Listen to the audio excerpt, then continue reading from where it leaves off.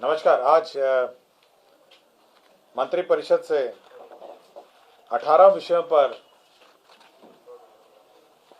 स्वीकृति प्राप्त है। सबसे महत्वपूर्ण जो एजेंडा है वो आपको जानकारी होगा कि जातीय आधारित जो गणना हुई थी उसमें एक महत्वपूर्ण योजना स्वीकृत हुई थी, जिसमें हर निर्धन परिवार को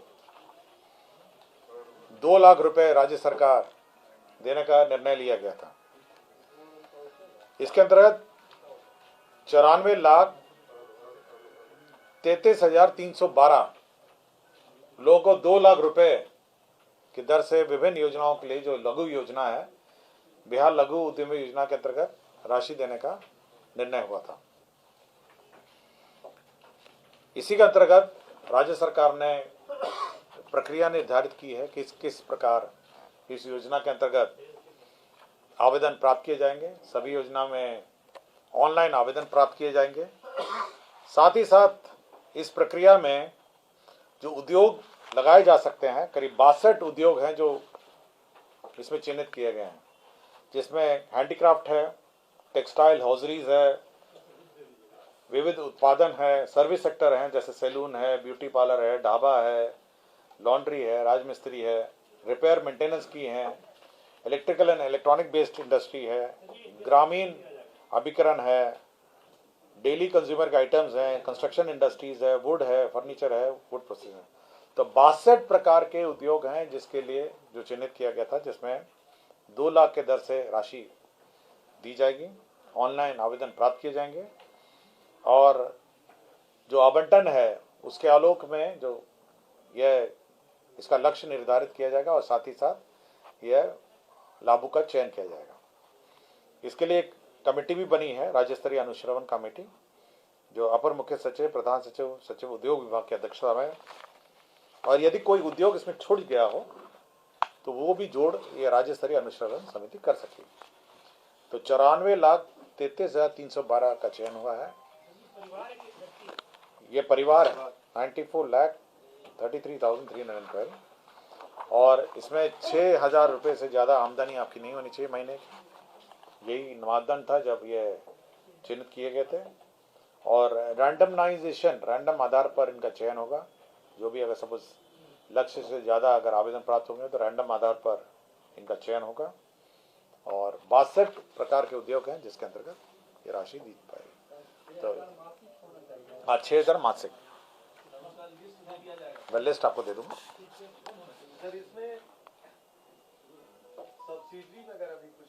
ये पूर्ण रूप से सब्सिडी, इसमें लोन और सब्सिडी नहीं, पूर्ण रूप से आपको 2 लाख रुपए दी जाएगी या 3 किस्तों में दी जाएगी। नहीं, सरकार वापस नहीं लेगी, इसमें 3 किस्तों में दिया जाना है। मैं किस्त बता देता हूँ। इसमें प्रथम किस्त जो होगा परियोजना लागत का 25% होगा, द्वितीय किस्त जो होगा 50% होगा और तीसरा किस्त होगा 25%। ठीक है। श्रम संसाधन विभाग, श्रम संसाधन विभाग में एक योजना स्वीकृत थी 2011 में, जिसका नाम था बिहार शताब्दी असंगठित कार्य क्षेत्र कामगार शिल्पकार सामाजिक सुरक्षा योजना। ये 2011 में स्वीकृत था।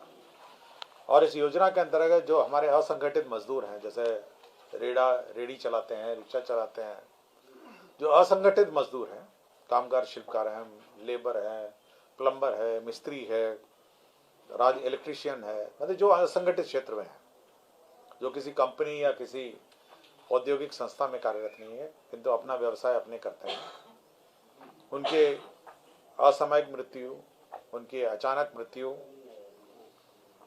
उनकी नॉर्मल मृत्यु, और यदि वो स्थायी रूप से अपंग हो जाते हैं तो उनके लिए राशि निर्धारित की गई।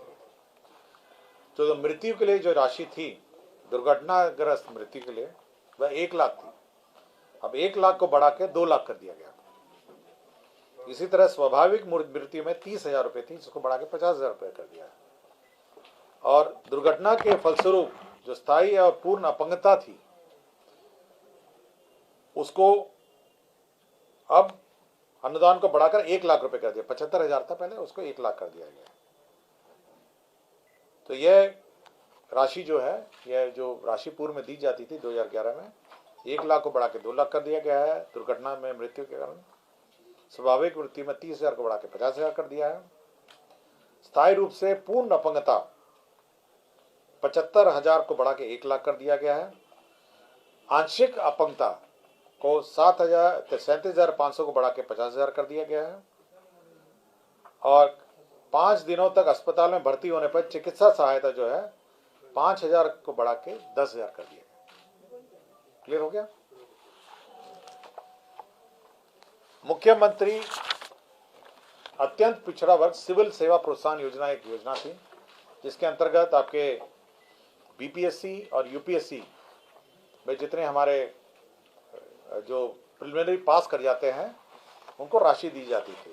बीपीएससी और यूपीएससी में आपको याद होगा, जो पीटी क्वालिफाइड होते हैं।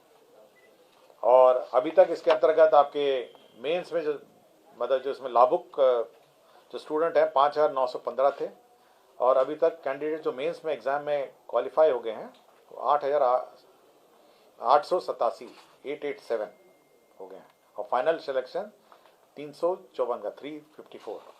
अब इस योजना का विस्तार कर दिया गया है। अब अन्य जो यूपीएससी के परीक्षा, यूपीएससी और बीपीएससी द्वारा निर्धारित परीक्षाएं हैं, उसमें भी ये राशि दी जाएगी। अब यूपीएससी में जो इंडियन इंजीनियरिंग सर्विस है, इंडियन इकोनॉमिक सर्विस है, इंडियन स्टैटिस्टिकल सर्विस है, कंबाइंड जियो स्टैटिस्टिक्स है, इसमें 75,000 रुपये दिए जाएंगे। इसी तरह संयुक्त रक्षा सेवा है जो कंबाइंड डिफेंस फोर्सेस के लिए है, उसमें 50,000 है। एनडीए के लिए 50,000 है। बिहार न्यायिक सेवा भी अब इसमें सम्मिलित है, जिसमें 50,000 है। राज्यों में आयोजित राज्य सिविल सेवा संयुक्त प्रतियोगिता परीक्षा जिसमें 50,000 है। भारतीय रिजर्व बैंक ग्रेड बी की परीक्षा बैंक प्रोबेशनरी ऑफिसर, इसमें 30,000 है। संयुक्त स्थानक स्तरीय कंबाइंड ग्रेजुएट लेवल 30,000 है, और रेलवे भर्ती बोर्ड 30,000 है। तो ये अत्यंत पिछड़ा जो वर्ग है, सिविल सेवा का जो आकार है उसको बढ़ाकर इन सभी एग्जाम के लिए कर दिया गया है। मैं सूची आपको दे दूंगा। नगर परिषद मोकामा क्षेत्र में जल निकासी जो वाटर ये ड्रेनेज सिस्टम है, उसमें योजना स्वीकृत हुई है मोकामा में 40,56,15,100 रुपये। तो मोकामा में ये जल निकासी की योजना स्वीकृत हुई है। बिहार निवास, दिल्ली में हम लोग के 3 भवन है, बिहार निवास है, बिहार भवन है और बिहार सदन है, 3 भवन है। तो बिहार सदन नया है, बिहार निवास और बिहार भवन जो है पुराना है। यह निर्णय लिया गया कि सर्वप्रथम बिहार निवास को तोड़ के अब एक नया भवन बनाया जाए, और इसके लिए व्यय जो होगा 121.83 करोड़ का व्यय होगा। तो बिहार निवास को तोड़ के नया बनाया जाएगा, और इसमें मैं बता देता हूँ कितने कमरे होंगे।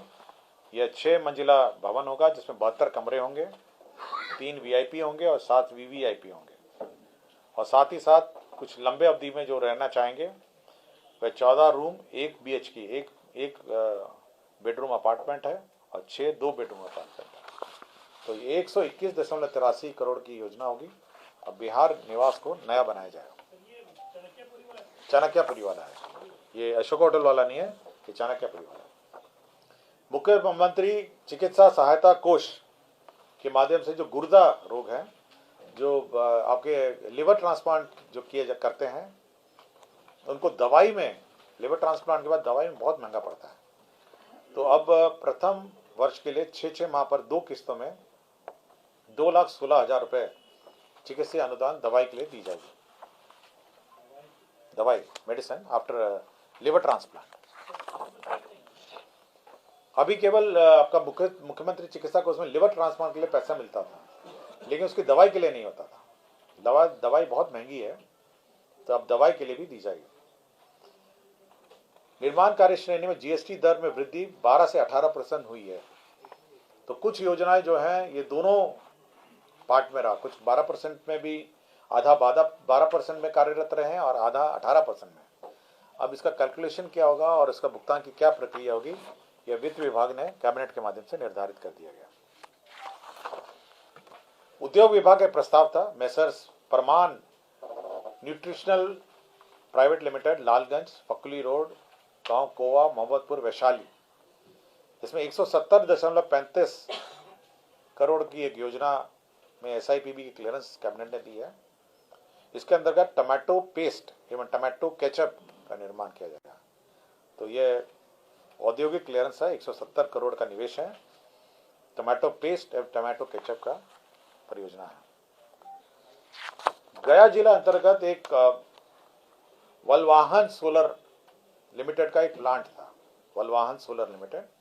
यह सोलर ये उत्पादन करता था और 214-15 में 40 मेगावाट उत्पादन के लिए आदेशित किया गया था और ये वर्तमान में चालू है। ये सोलर प्लांट का जब चालू हो गया, कार्यरत रहा, तो बीच में जो उसकी जमीन थी जो उसने इंदिरा आवास बेनिफिशियरी से ली थी, जो राज्य सरकार द्वारा जो बंदोबस्त जमीन में ली गई थी, जो बीच की जो जमीन थी उसमें विवाद हो गया। और क्योंकि जो इंदिरा आवास की जमीन थी, वो इंदिरा आवास के जो पर्चाधारी थे उन्होंने अपना विवाद शुरू किया और ये प्लांट और इसके बीच में विवाद हो गया। तो बाद में जो प्रमोटर्स हैं, वलवाहन सोलर लिमिटेड के जो प्रमोटर्स हैं, उन लोगों ने अलग से एक जमीन खरीदी और बदलैन में ये जमीन उन इंदिरा 26.01 जमीन उन्होंने खरीद के दी है और 25.89 एकड़ जो जमीन है ना, उसके एवज में उन्होंने अपने प्राइवेट ज़मीन दी है और बदले, ताकि जो सोलर प्लांट के बीच में जो ज़मीन का विवाद है उसका समाधान हो सके। दुर्गावती जलाशय योजना का 5म पुनरीक्षण प्राक्कलन आया है। आपको पता है दुर्गावती जलाशय कार्यरत है और ये अंतिम पुनरीक्षण है। 1,263 करोड़ 30,17,000 रुपये का पुनरीक्षण प्राक्कलन स्वीकृति दी गई। सिडबी ने अपनी एक क्लस्टर योजना के अंतर्गत राज्य सरकार को 500 करोड़ ऋण देने का निर्णय लिया है।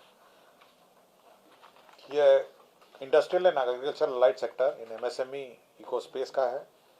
सोशल सेक्टर प्रोजेक्ट है MSME क्लस्टर के अनुसार के अगल बगल में, और कनेक्टिविटी टू MSME क्लस्टर है। इसके अंतर्गत इन्होंने ऋण देने का निर्णय लिया है और इसके अंतर्गत सिडबी जो industrial and agriculture light sector MSME 95%, social sector project है इसमें 85% और कनेक्टिविटी टू MSME सेक्टर 80%। तो 3 प्रकार के जो योजनाएं हैं उसमें ऋण देगा। 500 करोड़ का ईयरमार्क्ड है और विभिन्न सेक्टर्स निर्धारित हैं। इसके अंतर्गत अब राज्य सरकार सिडबी से लोन ले सकेगी इन कार्यों के लिए। मोटर वाहन अधिनियम 1988 के अंतर्गत धारा 146 के उपधारा 2 के अंतर्गत जो संगत प्रावधान है, उसका राज्य सरकार जो है वह इंश्योरेंस अपना गाड़ियों का नहीं कराता है, आपको जानकारी होगा, और प्राइवेट लोग अपने गाड़ियों का इंश्योरेंस कराते हैं। और जब कोई दुर्घटना हो जाती है तो राज्य सरकार क्योंकि इंश्योरेंस नहीं कराती है, यह भुगतान करने का दायित्व राज्य सरकार को होता है। तो कैबिनेट ने यह निर्णय लिया है कि जो दुर्घटना जब होगी राज्य सरकार की गाड़ी, मतलब राज्य सरकार या सरकारी गाड़ी का, तो 5 लाख रुपए मृतक को दिए जाएंगे और 2.5 लाख रुपए जो गंभीर रूप से घायल है उनको मुआवजा दिया जाएगा। तो राज्य सरकार अपने निधि से ये देगी, क्योंकि ये इंश्योरेंस कंपनी नहीं देगी, और राज्य सरकार के जो अनइंश्योर्ड व्हीकल्स हैं उसके लिए लागू होगा। ये पिछड़ा वर्ग एवं अति पिछड़ा वर्ग कल्याण विभाग के अंतर्गत बिहार राज्य पिछड़ा वर्ग वित्त निगम एवं विकास निगम में 7 पदों का सृजन हुआ है। इसके अंदर 71,61,240 रुपये व्यय होंगे।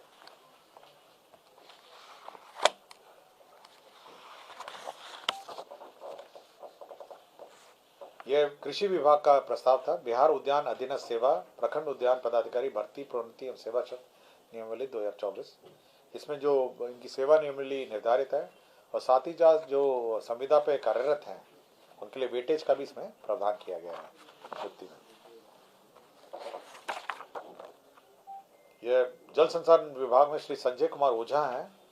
यह 31/1/2025 को रिटायर हो रहे हैं और उनके उक्त वेतनमान के अनुरूप निर्धारित मानदेय पर कॉन्ट्रैक्ट पे मुख्य अभियंता योजना मॉनिटरिंग जल संसाधन विभाग के पद पर प्रभार प्रदान किए जाने का निर्णय मंत्रिपरिषद ने लिया है। पथ निर्माण का एक प्रस्ताव था। मोहम्मद गजनफर तत्कालीन सहायक अभियंता राष्ट्रीय उच्च पथ अवर प्रमंडल मोतिहारी संप्रति कर्तव्य से लगातार अनुपस्थित के विरुद्ध संचालित विभागीय कार्रवाई। इसमें जो सेवा से बर्खास्तगी का दंड दिया गया है, ये बेसिकली ये लापता थे और कर्तव्य में उपस्थित नहीं थे, इनको बर्खास्तगी का दंड दिया गया। स्वास्थ्य विभाग में माननीय उच्च न्यायालय पटना के आदेश के आलोक में डॉक्टर महेश्वर प्रसाद गुप्ता, तत्कालीन चिकित्सा पदाधिकारी, अतिरिक्त प्राथमिक स्वास्थ्य केंद्र ताराजीवर औराई मुजफ्फरपुर, जो बर्खास्त थे, उनको सेवा में पुनर्बहाल किया गया था और यह अपील वाद संख्या 1476/2019 के फलाफल से प्रभावित